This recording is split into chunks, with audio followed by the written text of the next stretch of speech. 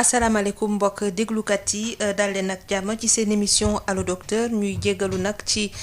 tardé bi nga xam ne am na te du suñu coobare donc dañuy nuyu suñu ay invité di major Amadou Diop major maa ngi lay nuyu. maa ngi lay fay.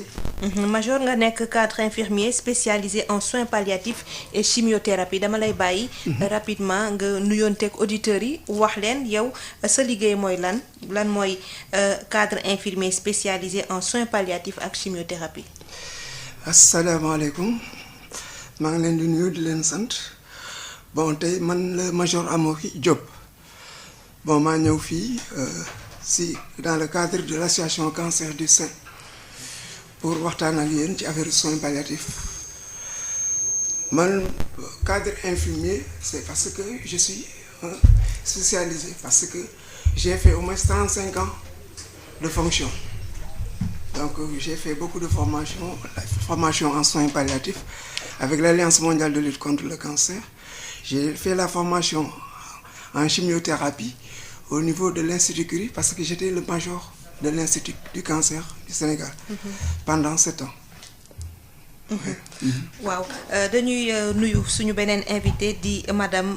Mame Diarra Gueye Kébé soxna Diarra maa ngi lay nuyu. maa ngi lay fay Marie Rosalie. di am mbégte di toogaat fii ci seen rajo bi. ci émission bi nga xam ne mooy Sud Santé te mu am solo lool di nuyu auditeur Sud Santé yëpp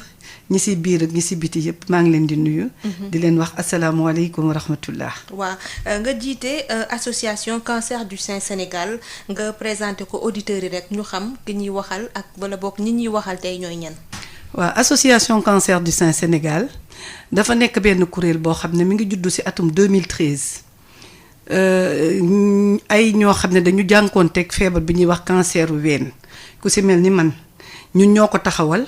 ànd ci ak ay docteurs yoo xam ne seen xam-xam dafa màcc lool ci cancer ñu taxawal association bi li ñu ko taxawal nag moo di que dañu gis ne que dafa nekk feebar boo xam ne ñu bari xamuñu ko woon dana leen dal mais duñu xam lan mooy cancer te balaa ngay faj feebar c'est bon nga xam lan mooy sa feebar ñu bari daan nañu ñëw di faju di dem ñii xam nañ ko ñii xamuñu ci lu bari ñii xamuñu ko ba nga xam ne bu ñuy ñëw dañuy yéex a ñëw boobu nag nekkoon vraiment problème boo xam ne lu jéggi dayoo la ñun nag bi ñu toogee nag yàlla dimbali ñu am feebar bi yàlla génne ñu ci ñu ne dañuy taxawal benn kuréel boo xam ne ay anciennes malades ñoo koy taxawal docteurs yi ñoom ci ginnaaw la ñuy nekk yore comité scientifique bi mooy orientation scientifique yi ñoom ñooy nekk ci comité scientifique bi di ñu jàppale ci lépp loo xam ne ñu ngi koy liggéey ci mode di sensibilisation ak dépistage ak ay formation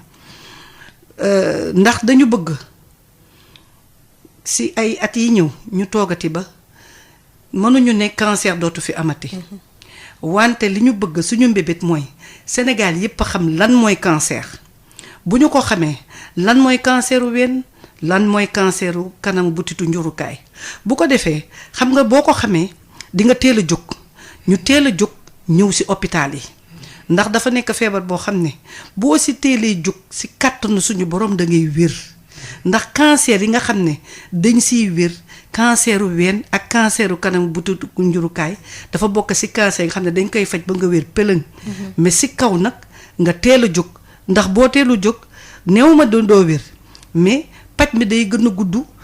payoor bi gën a cher moo tax ñu taxawal association bi di yee jigéen ñi di accompagner tamit malade yi ci seen parcours de malade li ñu war a def yépp kon moo tax tey sujet bi ngeen indi mu nekk soins palliatifs lu am solo la ndax dafa dugg ci suñu biir liggéey ñun loolu mooy association cancer du sein ñuy def tamit ay plaidoyer pour waxtaan ak suñu nguur ndax ñun suñu nguur rek lañu am pour ñu wàññil ñu payoor gi ñun bi ñuy ñëw boo amul 3 millions doo faju ñu ngi sant bu baax suñu premier magistrat muy son excellence le président Macky Sall ndax 2013 ba léegi ñu ngi def ay plaidoyer ñu ngi koy sànni ay cri du cœur bind nañ ko sax leetar mu tontuñu kon gis nañu ne moom tamit lii lu ko soxal la soxal boobu tax na tey ñu am ñetti appareil de radiothérapie dernière génération te benn pays Afrique subsaharienne sawu jant am na ko ñun kese ñoo ko fi am boo ko fi bëggee gis ay appareils yu bari da ngay dem ba Afrique du Sud xëy na foofu lay am ndax ñoom ñoo ñu gën a développé. mais Afrique sawu jant moom fii kese moo fi am ñetti appareil dernière génération radiothérapie ñu ne deetawaay ñu continuer suñu cri du cœur nga ni si daaw mu may ñu gratuité de chimiothérapie sur les cancers féminins ñu ngi ko siy sant à travers son ministre de la santé ak di tamit di santaale tamit professeur Eva Marie Coll Seck ndax moom la moo ko jëkk a junj ba lii am kon nag ñu ngi leen di sant mais nag dafa am lu des Marie Rosalie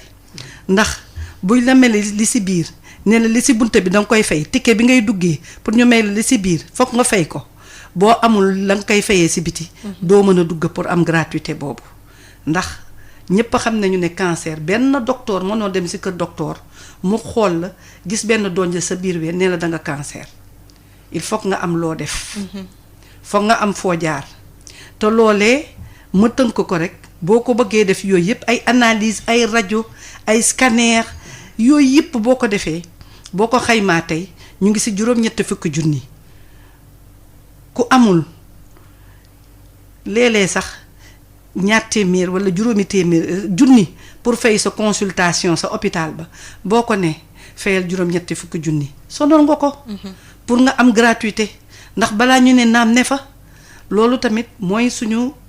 plaidoyer yi nga xam ne ñu ngi koy def di ci continuer ndax suñu mbébét mooy dans les cancers féminins ma ca ba xalal ci xale yi et les cancers des enfants ñu def ci gratuité des soins loolu danañ jàppale bu baax jigéen ñi askan wi waaw mu nekkoon soxna Mame Diarra Gueye Kébé nekk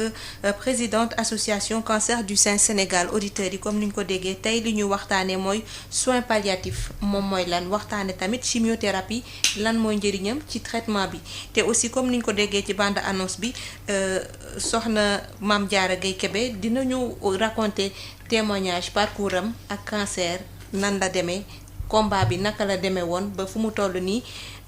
mu daan ko ek tey lan moo war a tax nit ñi bañ a di làkkatu ndax cancer te nangu affronter seen feebar ne lii laa am faj ko mu wër donc major nga nekk cadre infirmier comme ni nga ko waxoon sànq spécialisé wu ci soins palliatifs tey jii soins palliatifs buñ ko naree tekki moom mooy lan. bon soins palliatifs buñ ko naree tekki c'est surtout bon attention mooy faj boo xam ne dañ koy def ci ñi nga xam ne dañu am malade feebar boo xam ne dafa chronique c'est-à-dire feebar boo xam ne dafa yàgg trop ba pare nekk évolutive c'est-à-dire mu continuer feebar buy law donc loolu la donc ci malade yooyu lañuy ciblé ba pare soins palliatifs day faj boo xam ne dañuy faj mais pour que nit ki am dund bu tedd bañ am benn problème ak feebaram bi mais ça ne signifie pas que ne fin boobu day wéral feebar bi par exemple boo amee cancer ba nga toll ci phase palliative automatiquement ñun dañuy lii wër feebar boobu yépp muy par exemple symptômes yi métit yi muy am ak par exemple bépp problème bu mënta am dañ koy jël en charge donc c'est des soins boo xam ne day jël lépp lu wër malade bi mais ça ne signifie pas que day wéral feebar bi parce que dans les soins palliatifs yi am na lu ñuy wax accompagnement c'est-à-dire da ngay gunge malade bi de telle sorte que tolof bu mu am nga jël ko en charge bépp symptôme bu am pénible bu am nga jël ko en charge de telle sorte que dina permettre malade bi mën na dund tout dépend lépp yàlla xam mais mën na def ay 3 ans 4 ans 5 ans même 10 ans de soins palliatifs donc bu boobaa encadrement bi bu baaxee rek automatiquement malade bi mën na dund lu yàgg waaw bu ñu nee soins palliatifs malade bi ci ban stade ci dundam wala ci ban stade du cancer la ñuy commencer def soins palliatifs est-ce que képp ku am cancer tey rek di faju moom la ñuy defal soins palliatifs wala foog sa cancer am fu mu toll. wala foog ñu njott dara ci sa cancer ak ni muy évoluer pour mën la defaral soins palliatifs. voilà foofu ci dans les enseignements dañu wax ne les soins palliatifs mën nañ ko commencer dès le diagnostic. mais ça ne veut pas dire que dañ koy appliquer mais dañuy accompagner malade bi. mais bu tolloo ci phase boo xam ne phase critique la maintenant parce que dans la chimiothérapie traitement yi moo am na chimiothérapie palliative am na radiothérapie palliative am na chirurgie palliative am na immunothérapie palliative yooyu yëpp am na te yooyu yëpp pour encadrer malade bi la donc ci soins palliatifs aussi am na l'accompagnement des malades en fin de vie mooy ñi nga xam ne dañu toll foo xam ne kenn mënatul dara seen feebar ñu ngi presque nekk ci yoonu. phase terminale voilà waaw boobu ñooñu aussi foofu la ñuy gën a accentuer kii bi. traitement bi. waaw nee nga ci soins palliatifs am na aussi volet accompagnement. Est-ce que ci cadre boobu la association cancer du sein Sénégal di yëngu yéen tey jii ban pàcc ban rôle ngeen di jouer ci soins palliatifs. rôle bu am solo. rôle bu am importance ndax xam nga Marie Rosalie wala fi nee nañu li mu saf kaka macca ka xam. donc ñun déjà rek bu ñu leen defee annonce bi bu ñu commencé wala ñu war a commencé xam nga déjà nit ki bu ñu ko ne rek am nga cancer rek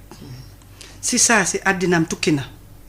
ndax mi ngi xalaat lu bari malheureusement fii dañ ko stigmatiser. teg ko foo xam ne bu ñu ne nit am na cancer rek nit ki tout de suite day jooy ndax mi ngi xalaat dee te bokkul dara ak dee donc période boobu dinañu ci recevoir ay malades ñooñu bu ñu ñëwee ñun suñu rôle en tant qu'association ñu defal leen benn soutien dañuy toog dalal leen bien que docteur yi wax nañ leen mais seen xel du dal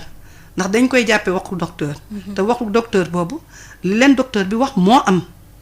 mais nit rek la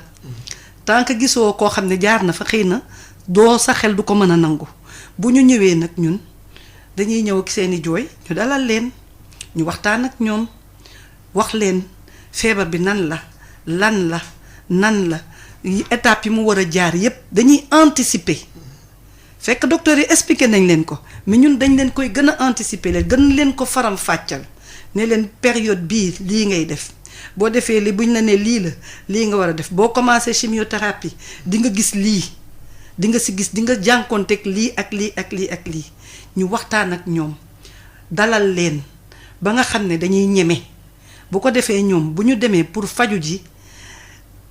dinañu xam dama lay jox benn exemple rek xam nga bu ñëwee daal di ne ah nee nañu chimiothérapie dafa metteeg yooyu dinañ leen wax ne leen traitement bi ci boppam mettiwul mais effet secondaire yi moo metti moo diis te dafa bari lu ci mel ni di nga ñàkk sa karaw yépp lépp luy karaw ci sa yaram day deñ mais bu deñee dañ leen di wax par exemple pour effet psychologique bi muy am négatif bi dañ leen di wax ne leen ñun dañ leen di conseiller ne la bul xaar sa karaw di cuqatiku di dem boo gisee boo defee sa premier chimio commencé déjà di dagg sa karaw ba mu gàtt nga xam ne bés bu demee tamit choc bi dina wàññeeku dinañ leen wax booy def chimio defal lii dinañ leen jox des conseils en alimentation dinañ leen jox des conseils en hygiène de vie dee leen doxu tàggat yaram lu mu metti chimio bi lu mu la jàpp del sport di dox di lekk di leen wax li ñu war a lekk li leen war a tere buñ ko lekk yooyu yépp ci biir soins palliatifs la nekk parce que ni ko Amoury waxee si soins palliatifs du caageen rek ne que ki nga xam ne dem na ba sonn dinañ leen wax loolu dinañ leen delloo ci tamit seen xel ci suñu boroom ci diine gi nga bokk bu dee ci diine l'islam dinañ la wax del julli del ñaan s'il le faut si ça nécessite ñu woo imam mu waxtaan ak yow nitu diine daal ñu waxtaan ak yow bu fekkee ne vraiment dem nañu ba gis ne que ça ne va pas dinañu waxtaan ak sa famille dinañu waxtaan ak sa borom kër dinañu waxtaan ak say accompagnant pour ñu gunge la ci feebar bi bu dee tamit waa jàngu ba tamit dinañ la wax dinañ waxtaan dinañ la mën nañ la booleeg làbbe mu waxtaan ak yow yooyu yëpp moo ëmb soins palliatifs parce que li nga en fait dafa nekk loo xam ne daf lay jàppale pour sa xel dal ci sa feebar bi pour nga mën a xeex ak moom ndax booy dugg ci traitement bi diis na gudd na dañu bëgg ki nga xam ne daf siy dugg mu ànd seeg xel mu dal mën a xeex ak feebaram pour mën ko faat. waaw Major Amaury soins palliatifs comme nee nga dafa large est-ce que malade bi am cancer kese la ñu koy jagleel wala accompagnant bi tamit souvent dañ koy inclure ci paquet de soins boobu. bon d'abord du malade bi am cancer rek bépp malade bu am une maladie chronique évolutive mën na nekk diabète mën na nekk un cardiopathe donc yooyu yëpp ñu ci biir mais soins palliatifs dafa large d'ailleurs mën naa la wax actuellement yan personne ñoo war a tourner autour ci malade bi pour jël appliquer li ñuy wax soins palliatifs la famille d'abord donc malade bi ba pare ensuite il y a le psychologue le kinésithérapeute si on a besoin de lui l'assistante sociale peut être là comment dirais-je le curé ou l'imam selon sa religion donc ñooñu ñëpp plus le médecin et un infirmier parce que soins palliatifs du ne hôpital rek lañ koy defee nit kii dem ba nekk en soins palliatifs nekkoon hôpital bu génnee parce que mën ñoom jël malade yi nekk en soins palliatifs hospitalisé leen suñ ko defee dañ dem ba dootuñu mën a opérer ñi xam ne tolluñu foofu. léegi bu boobaa ko ñooñu dañ leen di génne mais bu leen génne benn médecin ak benn infirmier mën nañ jël le relais à domicile man mii def naa ko ay yoon bi ma nekkee major à l'Institut Curie donc dama daan déplacé wu par l'intermédiaire d'un médecin docteur professeur Dem actuellement professeur dem nañ ba tey ci ay au chevet des malades traité leen jël leen en charge moi des fois je venais tous les 2 jours moom il venait presque toutes les semaines ñu rencontré ñu def comment dirais-je benn communication parce que boo leen jëlee benn malade en charge il faut que ngeen di communiquer ku nekk xam malade bi fu mu toll ak ku nekk lan la war a def donc yooyu yëpp on tourne autour du malade donc ñun ñëpp ànd rien que pour benn malade donc malade boobu nañ jéem sensibiliser la famille pour aussi ñu gën a indi seen apport un soutien moral psychologique au niveau de ce malade là. bu fekkee ne yooyu yëpp am na vraiment je pense que ne dinañ ci mën a génn. parce que prise en charge dañuy fàttali auditeurs yi rek ne ñu ngi suivre seen émission Allo Docteur donc ñi bëgg a participer mën nañu woote ci 33 825 18 30 jokkoo ak madame Guèye madame Kébé Mame Diarra Guèye ak Major Amaury Diop suñu invité cadre infirmier spécialisé en soins palliatifs ak chimiothérapie li ñuy waxtaane tey mooy soins palliatifs mais dafa mel ni moo soins palliatifs dafa nekk tabou ci suñu société parce que souvent nit ñi buñ ko déggee rek dañu yaakaar ne xëy na soins palliatifs ki nekk ci phase terminale koo xam ne li ko desee ci dund bëreetul est-ce que lan moo ko waral est-ce que ça veut dire que expression bi c'est pas assez utilisé maanaam duñ koy wax lu bëri ci hôpital de sorte que nit ñi buñ ko déggee rek seen fit dafay dem ba ñu yaakaar ne xëy na dee moo ciy tegu donc dañuy jël auditeur bi ba pare su ko defee ñu wéy ci loolu asalaamaaleykum. waaleykum salaam wa rahmatullahi wa barakaatu. maa ngi lay ziar. Soxna Rosalie Mouhamed Thiam Malicounda Mbour. Mouhamed Thiam ñu ngi lay nuyu. maa ngi lay fay bu baax a baax di la gërëm yow moomu. ak soxna Mame Diarra boobu kooku ñëwoon na fi si début weer wi. ak Major. vraiment li ñuy liggéey ci cancer yooyu di ci daal jigéen ñi vraiment macha allah te bénévolement lañ koy def kenn fayu leen. yàlla na yàlla fay leen. waaw man. tamit maa ngi gërëm Sud FM l'Ordre national des médecins ak Val d'Afrique. n'est-ce pas léegi di delloo man li ma wax li ma doon xalaat daal li ñuy def baax na trop macha allah waaw communication bi daal man laa gis ni moom moo des parce que émission bi ñuy def rajo nii am na ñu koy déglu mais Sénégalais yu bari duñu déglu rajo surtout jigéen ñi nga xam ne ñoom la gën a intéressé ñu ngi ci télévision yi fu mu nekk nit di seetaan ay série li ma doon xalaat man mooy seen association bi ñu am fond boo xam ne dina leen permettre si diggante série yooyu jigéen ñi xam ne ñëpp koy seetaan ñu am benn bu ñu dawalee série ba si digg bi ñu taxaw am benn publicité bu ñu def ndànk-ndànk bu ñu def ñu won leen nan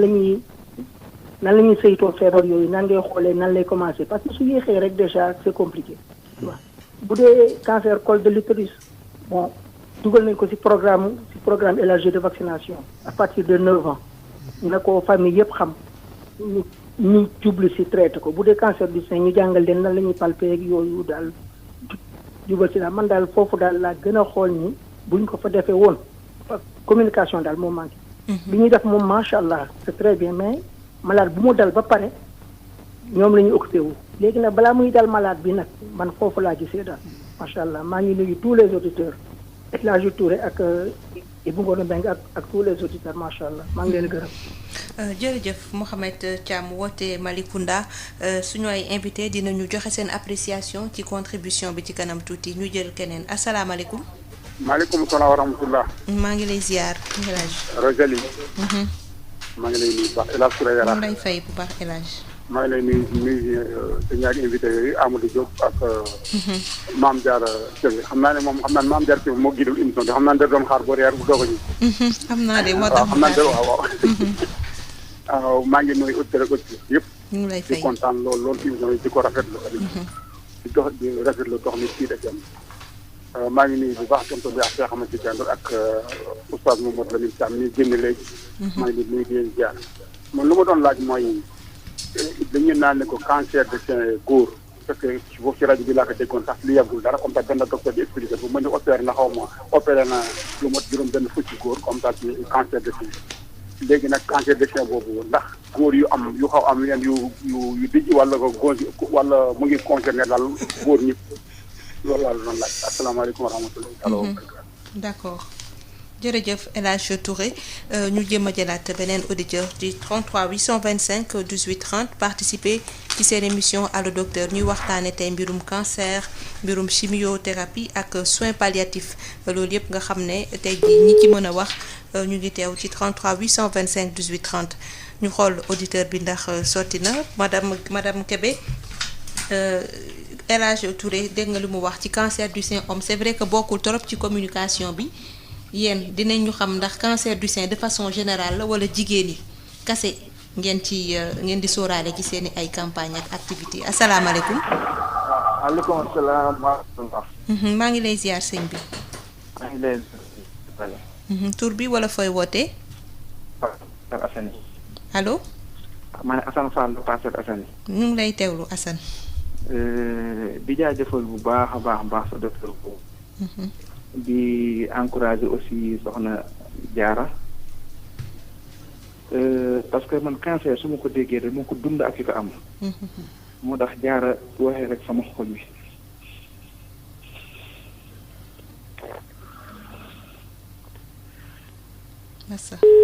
c'est l'émotion. C'est l'émotion. comme ni ñuy wax rek comme ni nga wax sànq rek boo ko dundul mënoo ko xam. moo tax dañuy soxla souvent genre expérience yi ñu ko dund. wax fi ñu jaar ak moom métit yi su ko defee nit ñi arrêté stigmatisation bi. mën a comprendre ki feebar xam li muy traversé. te comme ni nga waxee sànq yaakaar nañ ne xëy na fii ak ay années cancer dootul nekk loo xam ne ku ko am rek mu mel ni gàcc ci yow lu diis. mu doon loo xam ne rek nit ki war na ko mën a dund aisément ne sama cancer lay faji mu bañati nekk tabu donc ñu jëlaat beneen auditeur bi nekk ci ligne 33 825 18 30 asalaamaaleykum salaamaaleykum waaw ndax mën nga wàññi rajo bi tuuti rek comme ça ñu mën a déggante allo asalaamaaleykum ñu ngi lay dégg. waaw ñu ngi lay dégg bisimilah. allo soxna si naa def. maa ngi ziar. ça va noo tudd wala fooy wootee. man la Diomaye Dieng Dakar. waa kay Diomaye ñu ngi lay déglu. allo. ñu ngi lay déglu Diomaye. na ngeen def ça va. ñu ngi sant. ma ne émission bi am na solo de. merci jërëjëf. allo. ñu ngi lay dégg bu baax ñu ngi lay dégg da ngay wàññi rajo bi comme ça nga mën ñu dégg. waaw wàññi nañu rajo bi. waaw ñu ngi lay dégg. mais man comme si li ngeen wax nii si affaire cancer man dama gis ne chaque fois suñu ne diw cancer moo ko dal day nekk lu koy tiital ay mbokkam jaaxle nekk na loo xam ne moom parce que loolu mooy gën a tax mu am stress boo xam ne pour mu dund ak maladie bi du yomb quoi. day xaw a métti ci côté am ak côté mbokkam. waaw. waaw dëgg la. suñu ay invité dinañ ci wax lan lañ ci xalaat soxna Diarra stress bi depuis annonce bi ñuy préparer nit ñi nee na dafa yaakaar ne xëy na tiitaange boobu sax mooy tax parfois nit ñi duñu vaincre seen feebar asalaamaaleykum. asalaamaaleykum. asalaamaaleykum salaam. waaw ñu ngi lay ziar sëñ bi. maa ngi leen di ziar soxna si jéggalu. maa ngi nuyu ñëpp auditeurs yi nekk foofu. ñu ngi lay fay. man dama bëggoon a laajte tuuti rek ci cancer bi. parce que dama amoon sama benn rakk bu feebaroon comme ni ngeen ko doon waxee nii ñu balaa nga dem ci docteur bi ñi di la def loo ay analyse ay échographie ay scanner affaire yooyu yëpp boo ko calculer daanaka dina dem ci 400 000 yi comme ni nga ko waxee nii. balaa ngaa def hospitalisation bi léegi ñu jox ñu rendez-vous. bi ñu demee ci docteur bi mu xool échographie bi ak scanner bi mu xamal ko ne ko dafa def cancer bi nekk ci biir butitu njurukaay bi daal ak ci ginnaaw gi noonu ci biir. mu waroon def opération. léegi ñu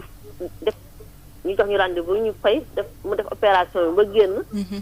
léegi feebar bi daaneelaat ko. bi mu ko daanelee ñu dellu Dantec pour ñu jëlaat ñu hôpitalisé foofu. ñu am problème boobu ñu nekk fa daanaka 7 heures ba 2 heures ñu mujjee dem fi ñuy defee séminaire ñu boole maag secrétaire bi nekk foofu kooku moomu mujjee bindal benn kayit ñu yóbbu ñu Alfala bi nekk Colobane. fa la ñu hôpitalisé ba mu mujjee gaañu. donc ci biir opération bi analyse bi ñu defoon noonu ci biir opération bi pour résultat yooyu génn rek diire na 2 mois. 2 mois ñu ñuy jox rendez-vous ñuy dem di ñëw ñuy jox rendez-vous ñuy dem di ñëw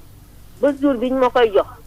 daanaka une semaine la ci teg rek mu daal di gaañu. ma bëggoon a xam cancer ndax noonu la gaawee rey wala daal man comprendre ma daal. comprendre bëgg naa daal am ci lu leer. waaw ma xam pour ëllëg. jërëjëf laaj yi am na solo dinañu ci tontu en major ak soxna Diarra lii yëpp defe naa tey occasion la pour ñu waxtaan indi réponse yi ñi nga xam ne il se pose tant de questions pour xam mbir mi naka lay demee asalaamaaleykum. aleykum salaam. maa ngi lay ziar sëñ bi. ñu ngi lay delloo ziar. est-ce que mën nga wàññi sa rajo tuuti rek comme ça ñu gën a mën a déggante. naa ko. jërëjëf tur bi wala fooy wootee. waaw man la docteur Mbaye Thiam médecin chef Rufisque. docteur Mbaye Thiam. waaw. suñu invité bi waaw. Sista Maria na nga def. ñu ngi ziar. mbaa yaa ngi ci jàmm. ñu si jàmm. waaw dañu doon dugg rek pour rafetlu émission bi. nuyu la ziar la nuyu soxna Mame Diarra.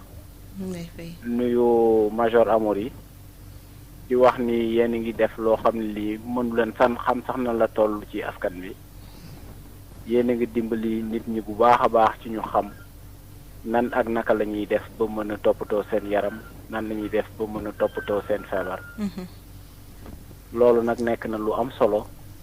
waaye xam naa ni comme niñ ko waxee ñun lu ñu bëggoon indi comme contribution rek mooy surtout ñu jéem a xool naka la ñuy fexee ba góorgóorlu ci prévention bi ndax olof day wax ni fagaru moo gën faju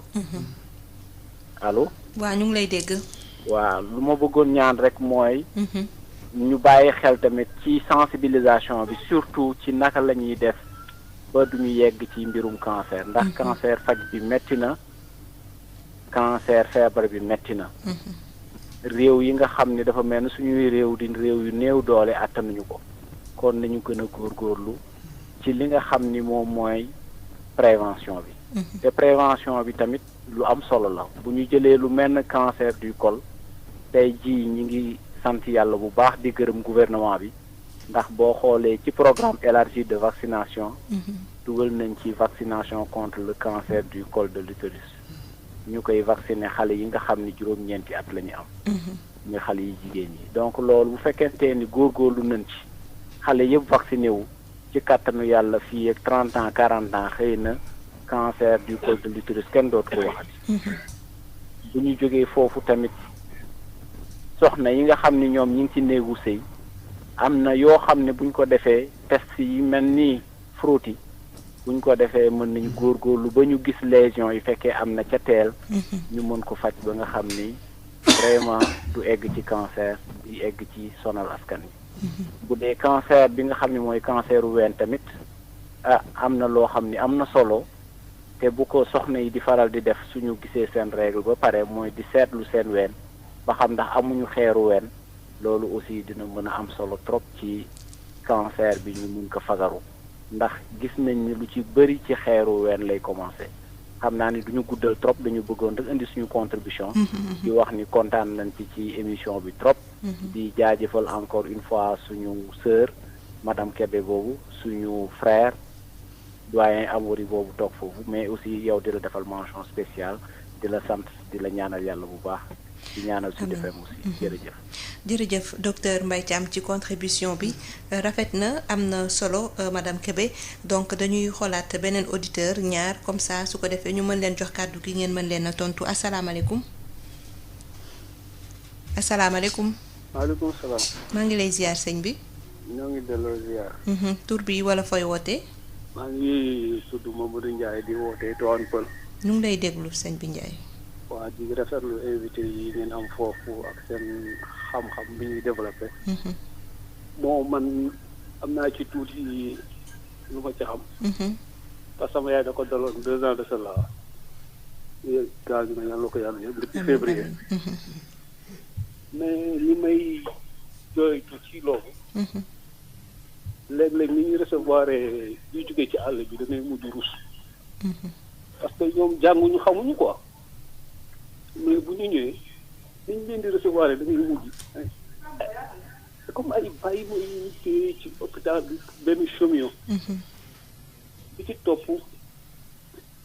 seen docteur bi nekk foofu duudu léeg-léeg da nga fay ñëw am rendez-vous bi rendez-vous bi jotee pour ñu jox la nga consultation pour ñu joxaat la rendez-vous rek da nga fay def ay 2 heures de temps di xaar pour ñu joxaat la benn rendez-vous. comme quoi que ni ay bàyyi ma la ñuy kii foofu nit ki yor métital ñëw suba teel njël bu jëlee rendez-vous ba pare bu consulté ba pare xanaa effectif bi lu mu manqué mu war a mën a jëlaat rendez-vous rapidement ñibbi dem dallu ji yooyu daal yi métti la au moins ñu créé benn situation wax ne ku jóge ci àll bi soo ñëwee di nga mën a am foo dal. léeg-léeg benn garab sax da nga koy manqué ñu rejeté la ne dañu la defal choc yow pour lan ay nit lañu jànguñu yow xamuñu mais ñu dimbali leen dañu di war a dimbali ay nit lañu. métti na quoi. man chance bi ko mooy am yaay dama teel xam métastase la am. bon mais dama ci teel a gëstu xool ci internet bi di xam ne lii ça ne va pas mais ñoom duñu wax dara. duñu wax dara def na 12 chômeurs ba pare ak 4 chômeurs yoo xam ne oral la mais métti na quoi. ku ko dund mënoo ko xam. bon ñi ñu remercier gouvernement bi tamit am na benn apaisement bu mu ci def ci wàllu garab yi ci at yu mujj yi mais di ñaanal nit ñi di leen sensibiliser pour ñu dem defi di leen ñaanal loolu ñu def ci garab yi war nañu def beneen effort boo xam ne nii pas octobre rose rek mën nañu jàpp 3 fois ci année boo xam ne nii dinañ may jigéen ñi am possibilité di dem defi di xam lan la exact. maa ngi rafetlu émission bi sama xol dafa jox parce que yaay dafa mujj ñu àll bi mais pour ñu recevoir la sax léeg-léeg piqué crise si guddi ñu yóbbu ko daan teg mais dañ teg maa ngi indi duñ def orienté ay benn café gaa la ngay indi fan ngaa quoi santé bi doxul doxul buñ la waxee li ñuy wax ci rajo yi parfois ak boo demee sur le terrain dafay mel ni yàlla ak yàlla métti na ku mu dal wala dalu sa mbokk wala dalu ku la jege doo xam lan la maa ngi jégalu suma xol moo neexul ko ok dañu koy jaajëfal ci contribution bi ma tamit di ko masawu ci épreuve yi nga xam ne jot na ko dund mu nekk expérience bu métti ñu jël beneen auditeur asalaamaaleykum. waaleykum salaam. maa ngi lay ziar. ñu ngi lay delloo ziar soxna si. tur bi wala fooy wootee. maa ngi woote fii Dakar. ñu ngi lay déglu. waaw kay dama doon rafetlu déjà seen émission bi di leen gërëm chaque fois. dafa mel ni ci cancer du sein yooyu la ñuy wax. waaw léegi man dama doon déglu léegi rek am na benn docteur sax bu àddu di wax ci affaire palpation yi nga xam te ne moom la soxna yi war a def. saa yu ñu gisee seen wàllu règle ba pare xool ndax xaw ma am na li ñuy wax xeeru ween. boo xamante ne moom la ñu war a xool. li ma ci jaaxaloon ma ne woon naa ci poser question jigéen ñi nga xamante ne xëj na ci wàllu planification dañ koy def planning familial ak yu ni mel. du moins nga xam ne xëy na jumtuwaay yenn yi bu ñu ko jëfandikoo xëj na seen i wàllu règle duñ ko faral di gis wala boog en tout cas dina soriato est-ce que loolu am na rapport ak luy mën a favoriser cancer wala déet wala tamit bu fekkee ne du ñu gis régulièrement seen règle ndax wàllu planning boobu. est-ce que tamit du leen compromettre seen chance de détection yi nga xamante ne moom la ñuy def ci wàllu làmb seen i wen pour mën a xool xeer yooyu ñuy wax wala di waaw loolu daal laa doon posé aussi ay question di leen gërëm lu baax. encore une fois. jërëjëf suñu ay invité nañ ci indi ay tontu donc dañuy yemale appel yi fii su ko defee waa service commercial jàllale seen publicité ñëwaat. pasti Valda raxul dara dàkkande kese lañ ko defaree produit Valda yi mën ngeen ko am suñuy boutique Valda yi wala ngeen woote ci numéro 77 219 98 45 wala ngeen dem ci www.boutiquevalda.com Valdafrique moo leen di may seen émission Allo Docteur. waaw kay ñu jaajëfal ko Val d'Afrique ak ordre des médecins du Sénégal balaa ñuy ñëw madame Kébé ci question yi nga xam ne Mohamed Thiam bu Malicounda posé na ko soxal seen communication te gis ne des na am na laataa ñu ubbi antenne bi lu ma doon laaj major Amori mooy lu tax soins palliatifs buñ ko waxee rek nit ñi yaakaar ne impérativement ci kuy waaj a koo xam ne daal mu ngi ci phase terminale xëy na léegi mu génn àdduna ci moom lañ ko war a def. c'est que loolu ci boo ko déggee c'est communication bi la. problème communication la am mais wax naa ko au départ nee naa ne soins palliatifs dès le diagnostic lañ ko war a commencer donc dès le diagnostic lañ war a commencer la prise en charge mais ñu bari boo déggee soins palliatifs dañ naan léegi c'est fini. bi jeex na pare nañ ci. lu tax ñu koy yaakaar. non parce que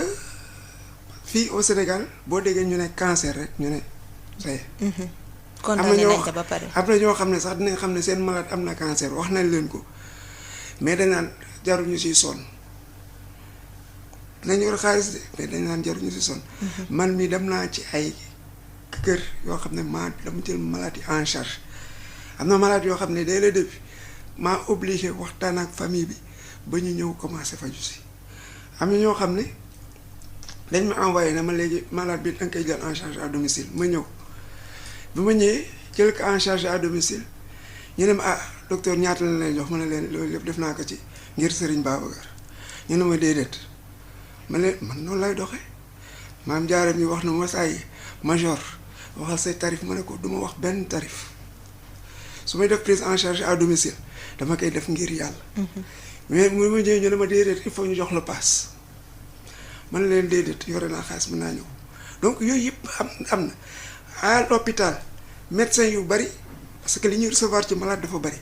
nañ man ay 30 malades par jour wala ay 20 malades par jour il suffit que nit ñëw ak anapatam résultat anapatam ñëw ñu ne ko mu médecin bi xool ne am na cancer xam nga kooku dafa doon seet xamagul ne am na cancer kooku boo ko waxee am nga cancer ci consultation boo moytuwulee doo yeggale consultation parce que di nga toogaat 2 heures de temps di discuter ak moom. pour dalal xelam ak yooyu tout ça. médecin yi bi ma fa nekkee comme major dañ ma daan envoyé malade dañ naan jëlal papier bi dama gis major ci kaw soo ñëwee dinaa waxtaan ak yow ba nga accepter feebar bi wax la traitement yi damay dem bañ naa ko sax damay génn jël malade boo xam ne dafa ñëw doon indi résultat ancien malade ma ne ko kaay. kii lan moo ko jël mu ne ma kii dara jotu ko mu ngi fekk mu ngi toilette ba jekk ma ne ko mais xool ko bu baax mu ne ma dara jotu ko ma ne soxna si kaay yëkkati sa mbuba woon ko mu ne yaa ma ne ko gis nga kii opéré nañ ko ween ba mu ngi nii tare na donc feebar bi bu ko def sa bopp parce que boo ko defee sa bopp stress bi day gën a yokku te stress bi facteur favorisant donc moo tax toujours man dama di daan wax demoon naa ba bi ma nee damay daan affectation ma lay dañ ma noonu dañuy def pétition adressé au président de la République pour doo fi jógee parce que da nga daan gis ku ñëw amul lu jënd na ay garabam soluté yi mu war a jënd amu ko ma dem lijjanti ay soluté tegal ko pour def traitement am na koo xam ne day jënd garabam ba pare def traitement am génn pare mu ne major aw ma paas su may raxas ma génn jox ko mu def paas donc loolu laa nekkoon ak malade yi de telle sorte que malade yu bari des fois am na ñoo xam ne problème yi ñu am duñ ko wax sax médecin yi man dama nekkoon confident wu malade yi problème de famille sax réglé daa ko foofu yu lu bari donc waaye donc y a tellement de problèmes yoo xam ne parce que il faut nga am une certaine grandeur pour mën a jël en charge yenn problème am empathie aussi voilà empathie aussi waaw dinañ ci ñëwaat tuuti parce que am na benn question boo xam ne ci sens boobu la dem Mamadou Ndiaye ci wootee Tivaouane ne souvent docteur yi du ñu wax dara même bu ñu xamee ne sa malade bi li ko dese bëriwul loolu aussi dinañ ci ñëw en attendant dañuy jox kàddu gi madame Kébé mu tontu Mohamed Thiam bi nga xam ne moom tey jii li mu gis mooy seen communication dafa des ci wàllu sensibilisation ndax ci rajo yi ngeen di def seeni ay communication sensibilisation te nee na femmes ñu ci bëri dañuy yendoo seetaan télé ak ay feuilleton lan moo tax doo leen insérer ci page publicitaire yooyu noonu ay message maanaam li ñuy defee autopalpation maanaam gën leen a ñaax daal gën a élargir seen canaux yi nga xam ne moom ngeen am pour communiquer ak jigéen ñi. maa ngi rafetlu question Modou Thiam bi lu am importance la lu am importance la sensibilisation bi des na nañ waxante dëgg te yàlla tax des na ndax xam nga Sénégal du 14 régions la te matalaguñ ko ci biir 14 régions yi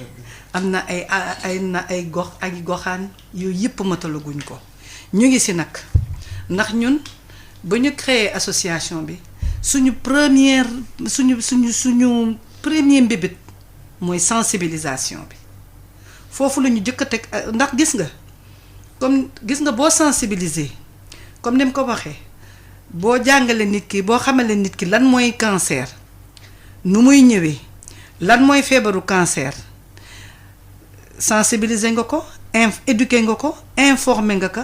jox nga ko ay outils yoo xam ne bu ñëwee dana xam ne lii mbaadu lii la te loolu mooy suñu rôle ñun association cancer du sein dañ ci taxaw temb pour def ko mais xam nga association boo xam ne yow yaa ngi ci sensibilisation yaa ngi ci soutien psychosocial yaa ngi ci jàppale malade yi te kenn du la dimbali du dul bu octobre rose ñëwee nga bind ay leetar ay société ay bonne volonté ñooñu ñoo lay jàppale pour nga am as tuut loo xam ne di nga ko mën a jàppale malade yi di nga mën a def ay campagne de dépistage ndax ñun dañuy dem ci àll bi def ay campagne bu waxuñu sax octobre rose ndax octobre rose weeru promotion la dafa nekk weer woo xam ne àddina wërgal këpp dañuy def sensibilisation information dépistage ak wut xaalis tubaab yi ñoom dañuy wut xaalis pour financer ñi nga xam ne gëstukat yi pour ñu xool feebaru cancer wenn lan moo koy joxe ndax ba tey nii xamaguñu lan moo koy joxe mais ñun Afrique comme bokkuñoo ak ñoom problème ñoom dépassé nañu loolu ndax ci dëkki tubaab yi boo amee juróom-ñaar fukki at 45 ans dañ lay bindal leetar yónnee la ko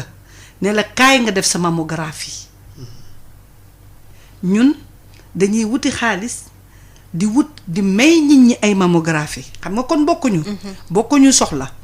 ñun nag sensibilisation boobu ci lañ ci octobre rose dañ koy def mais en dehors d'octobre rose ñu ngi ci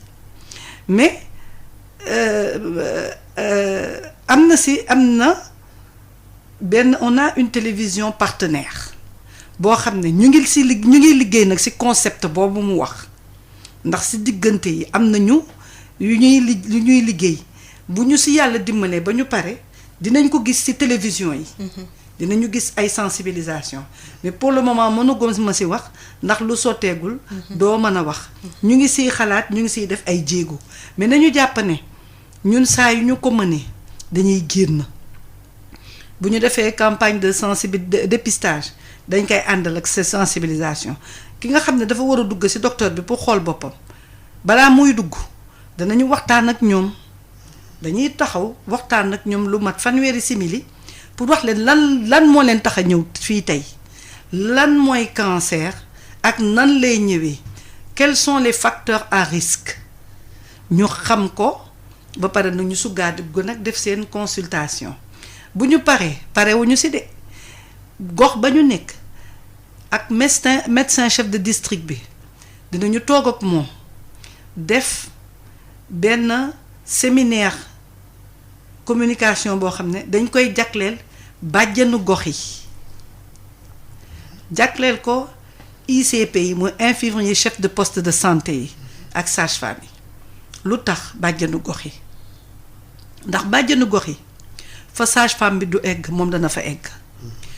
ICP bi fa bàjjanu gox bi du egg du fa moom moo fay egg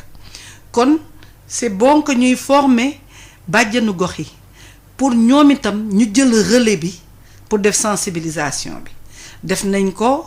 Rufisque foofu lañ ko jëkk def district sanitaire Rufisque maa ngi nuyu docteur Thiam Mbaye Thiam ndax ku jàpp ci liggéey bi la def nañ ko gox yi ñu dem yépp tey mën naa wax avec beaucoup de fierté boo demee maternité Yeumbeul Nord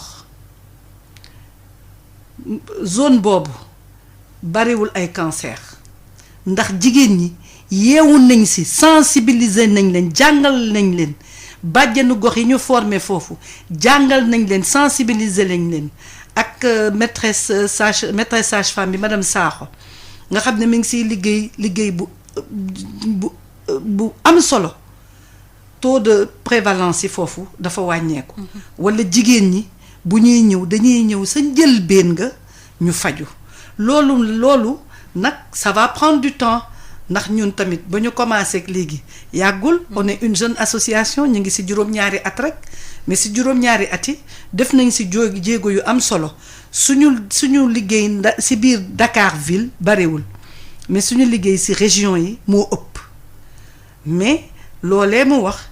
bàyyi nañ ci xel bu baax a baax ndax tey ñun dañu bëgg sensibilisation bi ñu dem ba nga xam ne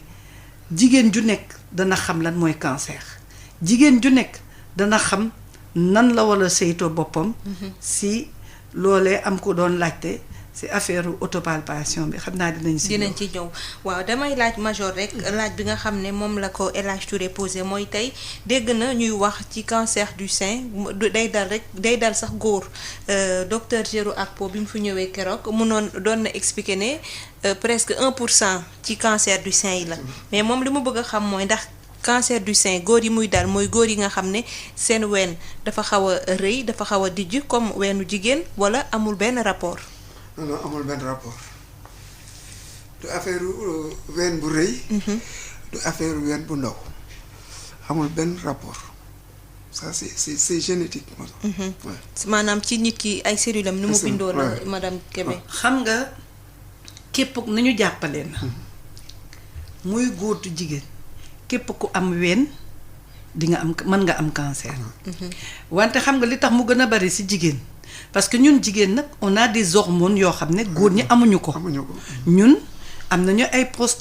progestérone ak yeneen yooyu nga xam ne jigéen boo xoolee jigéen buy waaj a gis mbaaxam ni weenam yi di gën a diisee ak di gën a dëgëree yooyu hormones yi ñoo koy joxe hormones yooyu nag xëy na mooy favoriser ñu am canceru jigéen bari mais comme ni ko docteur Akpo waxoon 1% góor ñi dinañu koy def ñoom nag seen bos sax mooy gën a metti parce que du teel a feeñ mais sa ween nga nekk góor am ween ak sa ween xaw a développé ak ñàkk développé du si dara 1% rek ñoo koy am. c'est-à-dire dama ciy dolli par exemple pour affaire le diagnostic boobu parce que ñu bari ñu ngi ciblé wu di seet donj bi la déformation kii bi mamelon bi cus bi day mel ni dañ ko aspiré day mel ni ween bi da ko aspiré loolu boo ko gisee teelal nga dem faj nga jékki-jékki gis sa deru ween bi mu jékki-jékki mel ni peau d'orange am ay tupp-tupp demal ni dem seet ko mu jékki-jékki déformé wu ween bi ci boppam nga xool ko mook bii niroo ñu te melu ko woon demal nga dem ñu seet. maanaam bépp coppite boo gis ci sa ween rek demal kër docteur. bul xaar. Assane Fall moom désolé parce que xëy na émotion moo tax. ñu ngi koy masawu. parce que nee na boo ko dundul rek mënoo ko comprendre. c'est pour confirmer sànq li nga wax ca ndorteel la. Diomaye Dièye moom nee na souvent est-ce que annonce bi du annonce ni ñuy annoncé nit ki feebar bi mu am. est-ce que du choc boobu noonu moom mooy yokk stress bi ba souvent stress bi ci boppam du jox malade bi doole bi mu war a am ak courage bi mu war a am pour daan feebaram ba parfois yenn malade yi dañuy bàyyi seen bopp il se laisse aller parce que dañu ne xëy na dee mooy ñëw. parce que annonce boobu mooy li ma doon wax sànq. médecin yu bari man damay jàngale cours soins palliatifs di jàngale kii cours soins en cancer tey jii sànq foofu laa jógee. benn école bi ma paree ñoom dama ne leen li ma leen wax yépp ci sensibilisation dama bëgg boo leen demee seen kër ngeen dajale seen waa kër saa yu ma defee cours ba pare lépp du ma wax ma ne leen jot daneen l'information jox naa leen xam-xam dañ koy wasaare donc foog ngeen partager ko benn élève daal ne ma est-ce que mën naa dem dajale suñu waa kër di leen wax affaire cancer du sein ma ne ko si man nga ko ma ne ko boo ko defulee bés bu ñu amee cancer du sein wala cancer du col tu es responsable. nga am remords. mu ne ma major wax nga dëgg. donc j'ai beaucoup d'élèves parce que depuis que je suis à la retraite da gars yi bàyyi ñëw ma toog nañ ne ma il faut nga ñëw. li nga xam nga jox ko xale yi. donc si loolu laa nekk naa yëpp donc léegi.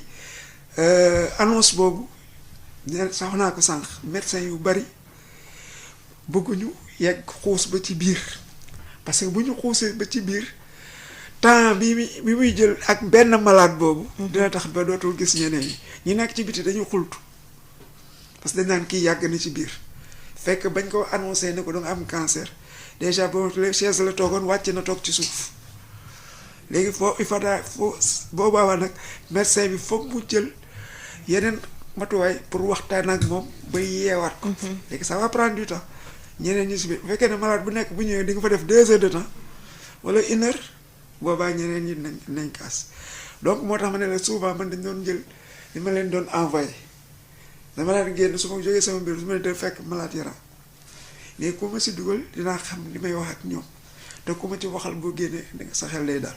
donc ça dépend ci communication. ci communication bi madame Kébé ñi nga xam ne dañuy ñëw ci yenn dépistage yi ngeen di organiser yooyu est-ce que ñoom wala ñi nga xam ne dem nañu hôpital ñu confirmer leen ne def nañu seen cancer bu ñu ñëwee ci yéen aussi yéen lan mooy njëkk a nekk seen approche parce que xam naa j'imagine que dañuy ñëw désorienté comme ni ko Major waxee. jaaxle xëy na pour ñoom daal c'est fini comme ni ko sénégalais yu bari di xalaatee lan mooy seen première approche. waaw je vais rebondir si li Amoré wax ndax li mu wax man dama ko dund moo di que buñ la defee annonce bi loolu moo indi création une grande partie de la création de association cancer du sein loolu mooy élément révélateur bi.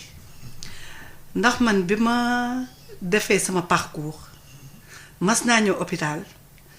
période de radiothérapie docteur bi sama médecin traitant ma romb buntu bureau fëgg ko nuyu ko romb mu woowaat ma am malade bu nekkoon ci biir nekk une jeune dame mu ngi yor enveloppe am di jooy on venait ñu ngi ko doon daf ko defal annonce bi wax ko feebaram xale bi di jooy mu dugg mu ne ma waxal ak moom tëj bunt bi mu génn ma toog ma waxtaan ak moom ma ne ko lan la mu ne ma dañ ma wax dama am cancer daal di wax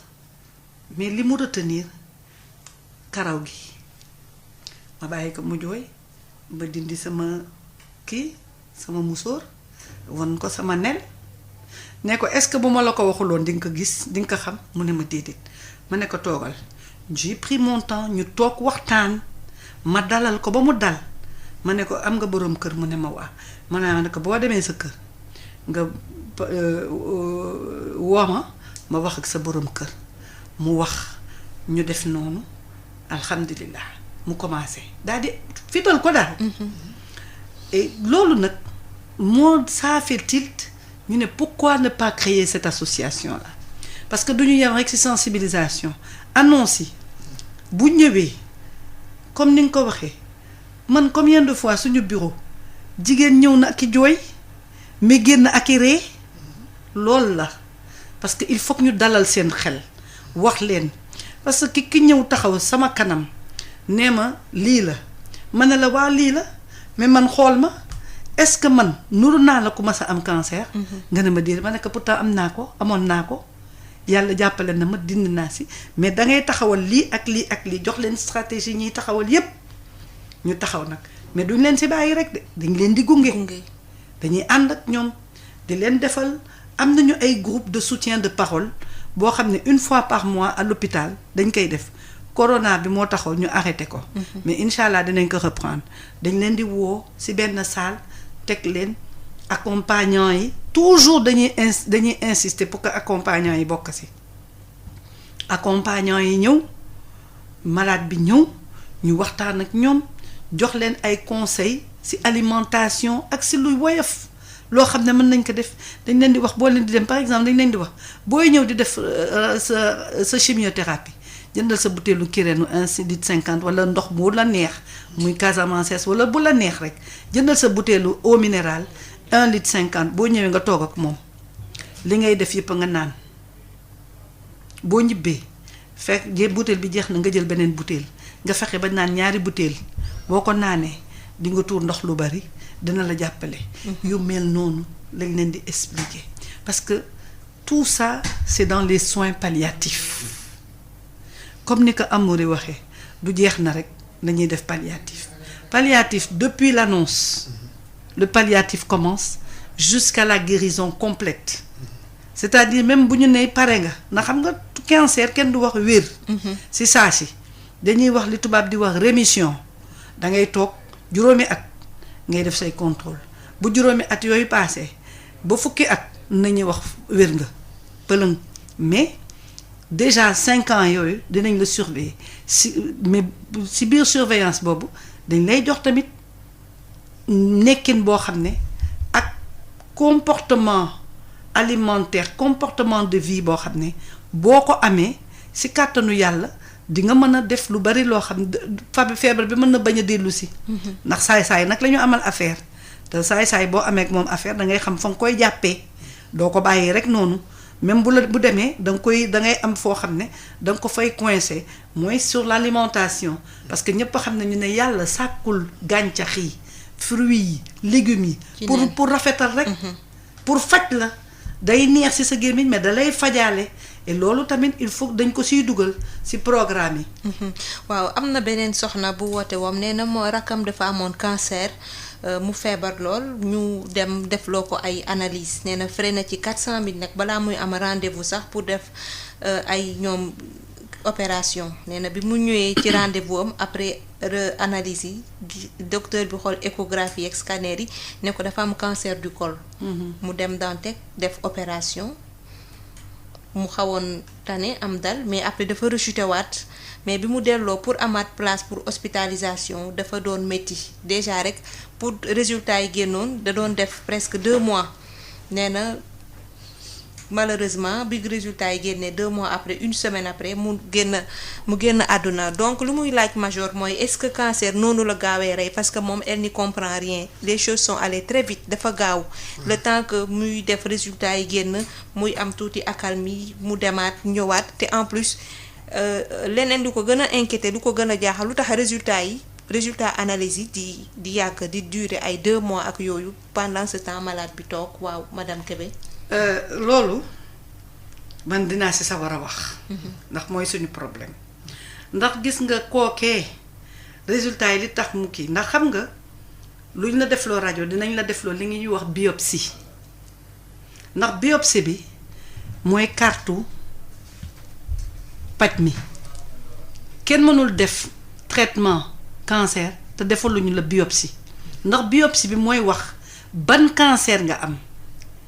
bu ñu xamee ne parce que cancer bi dinañu xam fu sa cancer tollu si biopsie bi moo koy wax si le docteur bi di sukkandiku pour def traitement bi mu la war a defal problème boobu am nañ ko Sénégal ndax ñu ngi nekk 16 millions de Sénégalais et ñu ngi am fukk ak ñaar anatomopathologiste mooy benn Sénégalais benn anatomopathologiste boo gis war na jël en charge 600 000 Sénégalais kon xam nga ne doyul. Institut Curie service de anatomopathologie ba fa nekk ma nga fa depuis création hôpital Dantec 1913 la 1900 xawma lan léegi boo demee bâtiment ba na mu meloon sa tangu tubaab ba noonu la mel ba tey xanaa léeg-léeg ñu peinturaat ko rek rafet ñab-ñabal ko intrant yeeg matériel yi xëy na am na yuñ si am na ñoo xam ne am na loo xam ne amuñu ko personnel bi manqué na ndax loolu lu jaara wax la loolu mooy tardeel résultat biopsie yu war a génn kenn mënu fi def Sénégal fii biopsie en une semaine ñu jox la ko ce n'est pas possible même booy fay sa xaalis sax dem Institut Pasteur wala nga dem feneen wala nga dem Bio 24 ci laboratoire d'analyse yu mag yi dañu koy jël yóbbu ko France parce que anatomopathologiste moo manqué te ñoom kese képp ñoo mën a def analyse boobu loolu tamit dinañ ci lancer appel suñu gouvernement bi pour ñu jël xale yi nekk faculté de médecine former leen ci màcc boobu hôpital yu mel ni hôpital Dantec nga xam ne dañu fa am service boo xam ne mi ngi juste ci ginnaaw cancérologie ñu gën leen équiper gën leen jox moyen loolu moo tax di nga gis ko opéré ñuy xaar parce que bu ñu la opéré ba pare biopsie bi mais bu ñu la opéré ba pare tamit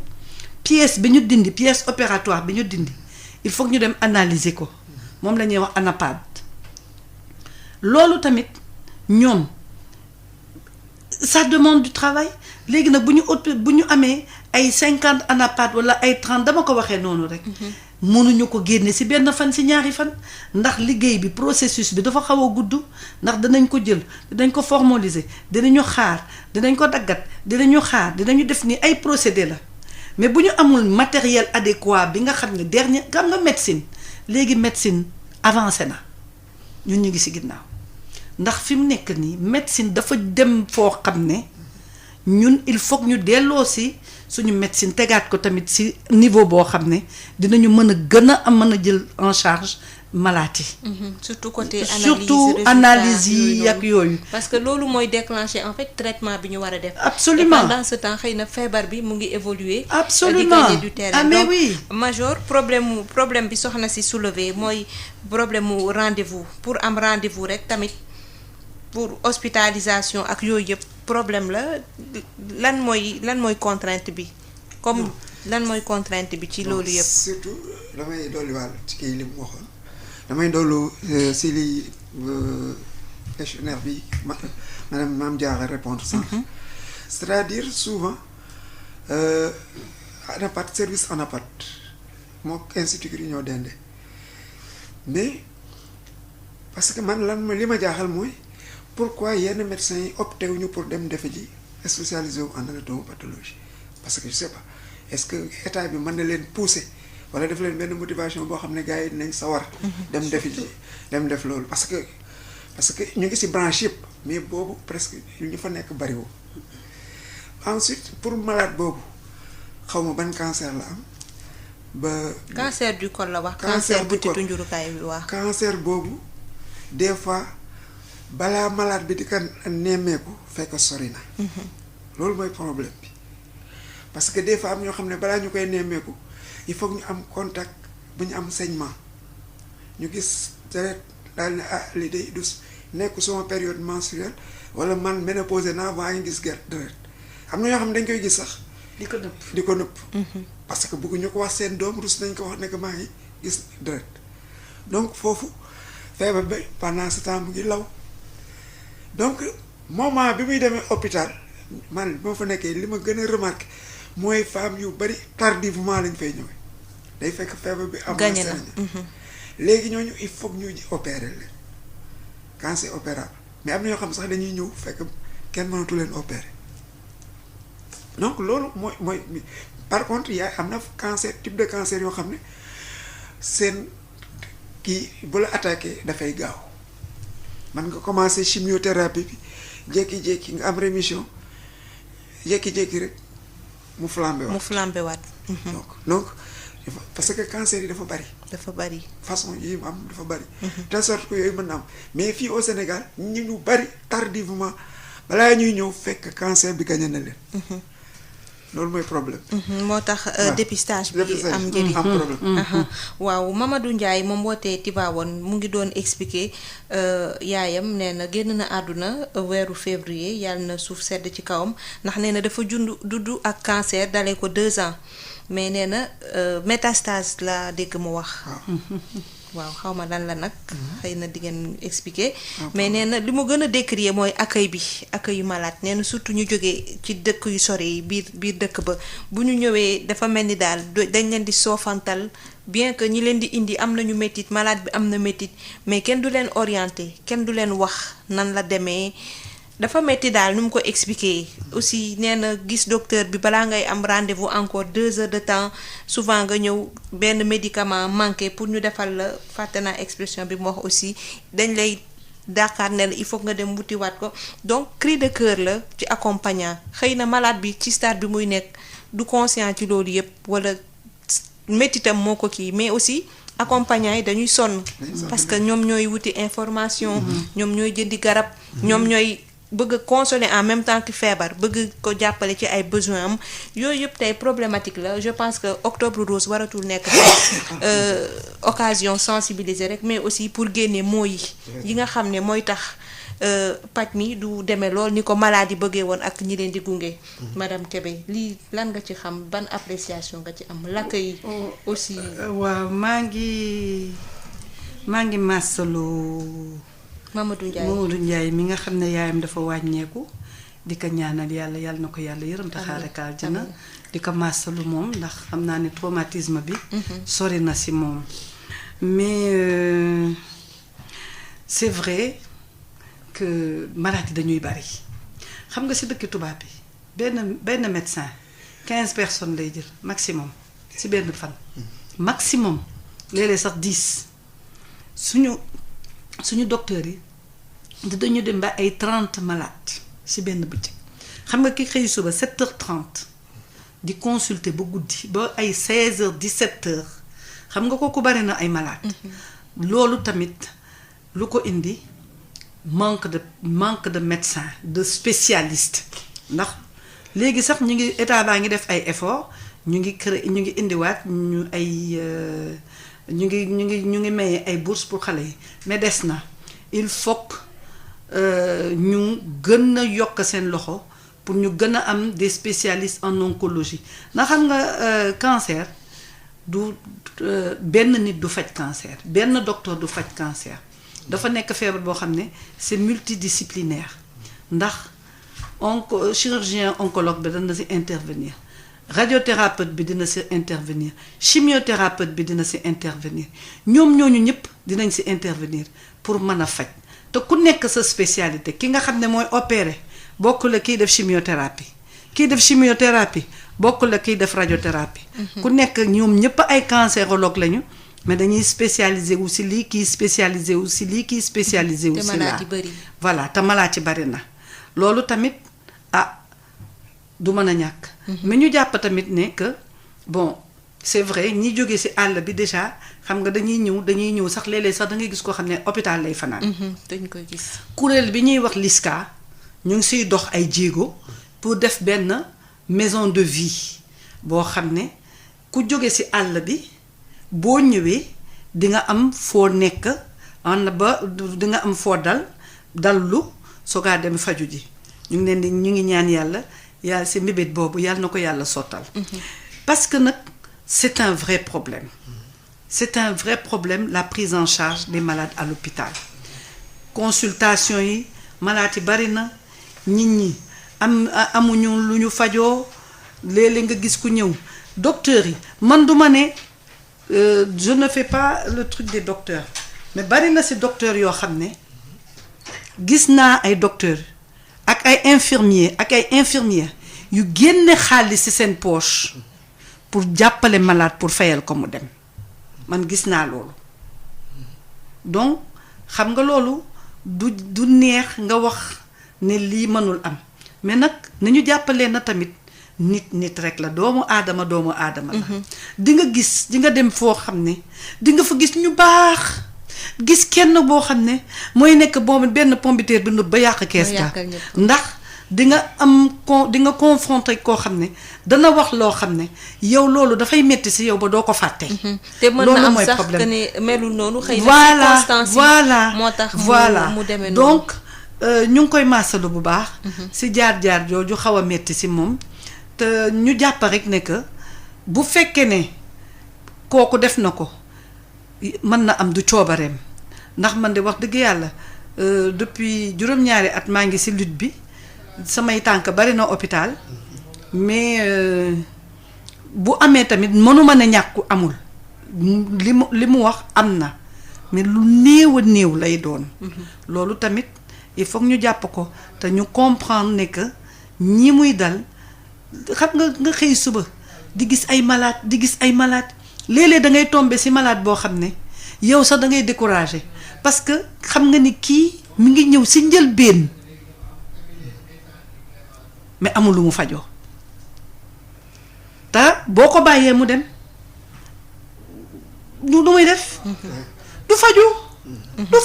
damay laaj Major parce que Mamadou Ndiaye aussi mu ngi soulever dara nee na yaayam métastase la amoon docteur yi waxuñu ko mooy lan mais bi mu gëstuwee xam na ne peut-être mooy cancer bu tasaaroo ak yooyu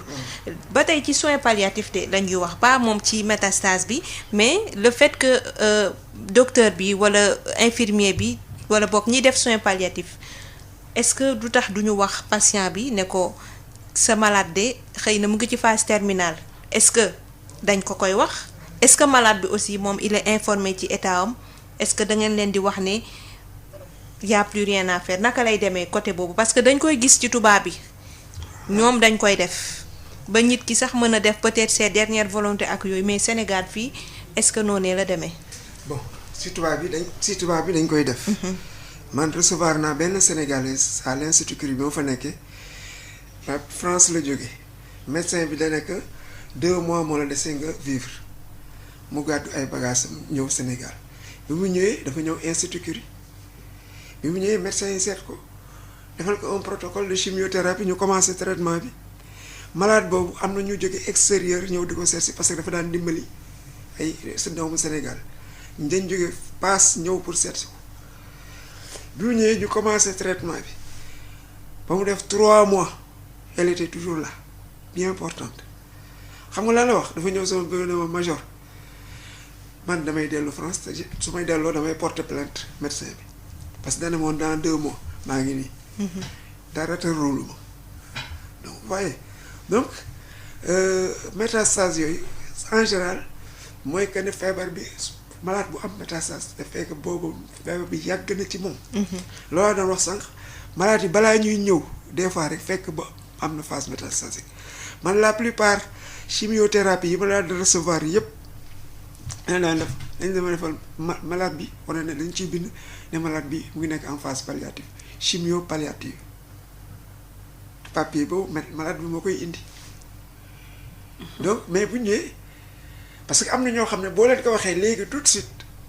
ñu arrêté traitement bi. dañ naan jeex na soxlatul ñuy dépenser dara alors que dans la bu ñu defee chimiothérapie am na benn malade boo xam ne man dama ko doon jël en charge à domicile chimio palliative la ngi këram ak njabootam ak yëpp mais malade bi su ma ñëwee defal ko chimio ba pare il était tellement bien portant que su ma génnee di dem mu ne ma déedéet major xaaral man maa lay yóbbu moom mooy jël otoom dawal ko ba sama kër wàcc chaque fois dama koy mu ne ma déedéet mais gis nga def nañ chimio pendant au moins ay 12 cures il était toujours bien portant. mais période bi xam nga chimio kay mënu ko continuer définitivement. parce que ni muy attaqué cellules malades yi noonu lay attaqué les cellules saines. donc mooy tax malade yi di am ay anémie moo tax balaa ñuy def chimio foog ñu seet deret yi donc malade boobu gars yi def pause mais période bi ñu defee pause rek mu commencé chuter donc te man ci samay gëstu ak parce que man damay def ay recherche yu bari xamal nañ ne tant que malade bi mu ngi nekk en bonne santé te mën na supporter chimio bi mën nañ continuer chimio bi kooku daf koy entretenir parce que accompagnement la mais yeneen malade yu bari bu ñu ñëwee bu ñu commencé chimio bi te xam fekk ñu ngi nekk en phase palliative malade yooyu problème bi ñu am mooy des fois dañuy commencer si ak arrêté des fois problème xaalis la des fois peut-être que effet secondaire chimio bi sonal leen ñu toog donc mooy parce que attaqué nga feebar bi ba pare par la chimio bu toogee dafa mel ni da nga mayaat doole feebar bi. mais ba tey ci li ma la laaj est-ce que malade bi am na bon est-ce que bu tey bu toogoon ngeen a malade muy laaj exiger ne sama état est-ce que dinaa dund ba tant de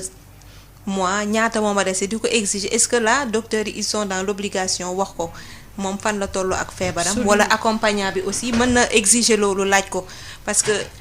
ñu bari dañ koy xultu aussi waxuñu ma ko woon buñ ma ko waxoon xëy na dinaa jël telle disposition ci sama malade ak yooyu. waaw parce que kooku malade bi am na droit laaj bu laajte loolu dama koy jàngale sax parce que dama ne leen malade bi man am na droit laajte sama feebar bi est-ce que mën naa ci génn wala déet. li mais bu laajte nga wax ko mais am na ñoo xam ne bëgguñu ko xam. mais bu ko laajte parce que moom xam na ne elle est capable mën na supporter am na lu tax mu laajte ko bu boobaa médecin bi war na ko mën a wax mais man d'accord moi par exemple nga wax ko parent bi te waxoo ko malade bi. parce que mën na indi problème. malade bi bu ko laajee malade bi moom bu ko waxee ay parents d'accord mais bu fekkee ne malade bi dafa yebal parents ne leen waxal leen ma ko boobaa docteur bi aussi mën na ko wax foofu la problème ah voilà. mais ce qui am na si ñoo xam ne nag am na si médecin yoo xam ne dañ koy wax. oui dañ koy wax ne kii dana day dem. il lui reste très peu de temps à vivre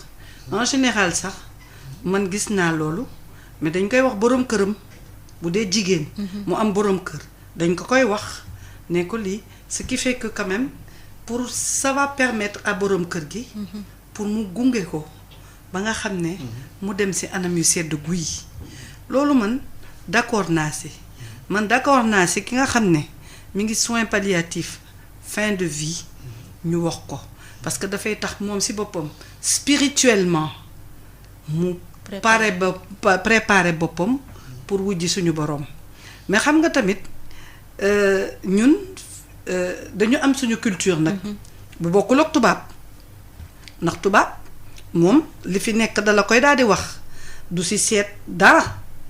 ndax ñoom pour ñoom dunda la dee la sa waxtu jot na ñu ne la da ngay dem mais ñun nag dañu am suñu gëm-gëm ñun dañu jiital gëm-gëm soog si teg nag àddina léegi nag xam nga man nga ne nit ñaari weer walla benn weer moo la dese walla fukki fan ak juróom yàlla am na ko muy rus yàlla dinay rus ni doomu aadamaam parce que toog tàllal ko loxoom ñaan ko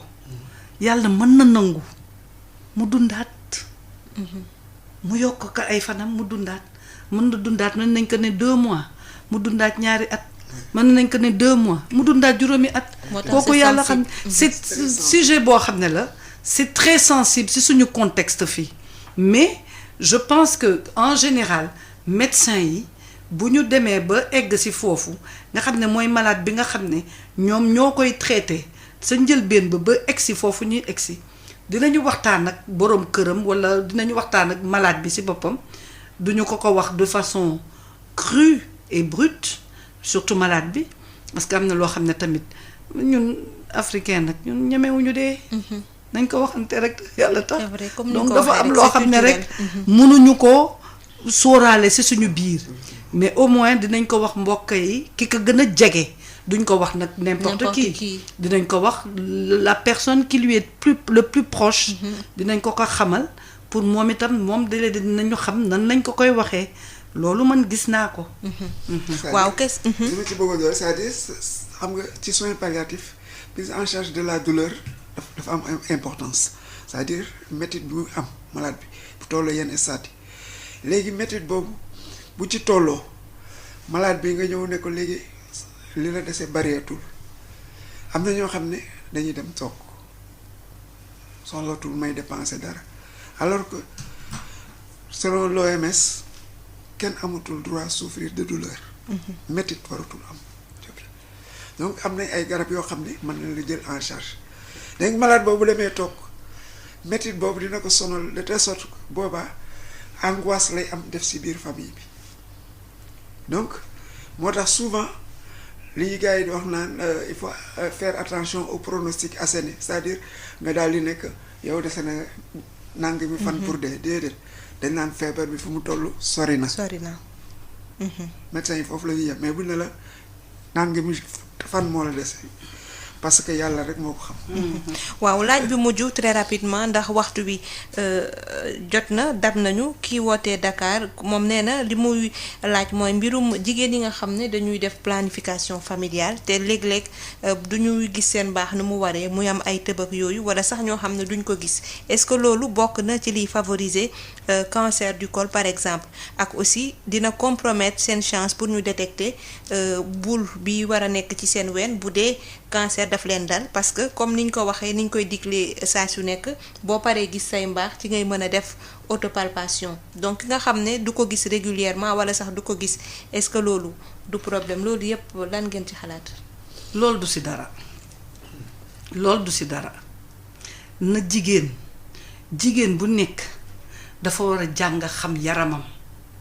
ñun dañoo bëgg a seetu. jigéen ñi dañoo bëgg a seetu di. ñoom ñëpp am nañ ko ku amul sa néeg seetu. ak seen saak yi. ak seen saak mais surtout sa néeg. amul coiffeuse boo gis am na seetu waaye nag jigéen ju si yeewu suba nag balaa ngay dugg si douche bi wala boo génnee si douche bi taxawal sa kanam seetu nga xool boo xoolee sa ween di coppite gu si am rek di nga ko xam. boo ko làmbee boo dajee doñ dawal gaaw hôpital man dama lay wax benn affaire. man sama cancer man si làmba ween laa ko gisee laa gis doñ ma sa ëllëg sa rek ma daal di jóg dem pour ñu xoolal ma ñu di ko topp ba mu nekk loolu amul kuy jël kuy def programme de nu ñu koy waxatee sax. planification képp kuy jigéen daal ba si jànq yi ñu am ay 22 ans 23 24 25. nañuy def autopalpation mammaire nañuy làmb seeni ween bu dee koo xam ne yaa ngi gis mbaax comme ni ma ko waxee bu paasee semaine nga daal di def sa nga xool sa ween foo toogee foo sangoo ba pare xoolal bu dee jigéen joo xam ne jeexal nga xoolal bu dee jigéen joo xam ne dangay def kii planification moom daal nañu xool rek amul damay xaar ba kii ak yooyu du si dara. ki def planification mën na def kii yam amul benn problème. Major lan ngay tontu ci loolu. bon li ma ciy tontu mooy des fois jigéen ji xam nga cancer du sein la ñu wax ak cancer du col donc ci cancer du sein wax nañ leen autopalpation bi mën nañ ko def donc bu ñu defee autopalpation bi nit ki saa yuy sangu dafa yomb. saa yoo duggee sa douche yow kese la yàgg sa douche mais man nga defal autopalpation xool lépp loo sentir mu nemmeeku say ween jomal au kër docteur loolu moom laa tey moom laa doon jàngale fii léegi aussi bu dee cancer du col dafa nëbbatu mais nee nañ def frottis boo defee frottis cervico-vaginal léegi boo ko defee parce que nee nañ mën nga def par exemple nga def benn frottis te kaay nga koy def boo commencé activité sexuelle rek war nga def parce que cancer du col papillomavirus moo koy joxe donc virus la ñii nee nañ góor ñi ñoo la koy jox te femme bi mën na ko jëlee feneen. parce que am na ñoo xam ne dañuy am ay infection vaginale tey rek laa bi jigéen ñi dañuy am ay démangeaison léegi dañuy jël seen loxo dugal ko seen kanam di bokk nee naa alhamdulilah bi Covid bi ñëwee kenn nuyootul. léegi ngay gis ku ko def ba pare ñëw nuyu la nga dem dugg ci douche bi jox na la germe nga dem dugg ci douche bi dem automatiquement walla nga sa bopp. donc mën nga ko jëlee foofu ko mën nga ko jëlee ci rapport sexuel.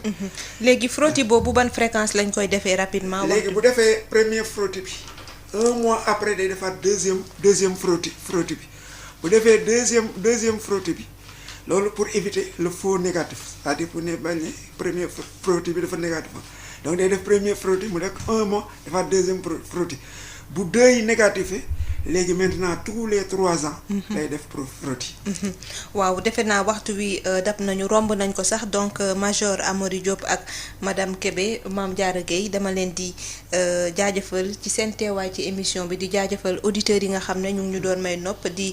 baalu nag ñi nga xam ne bëggoon nañu dugg te jotul sotti di leen jox dig daje talaata bii di ñëw ci beneen émission ci Allo Docteur jërëjëf.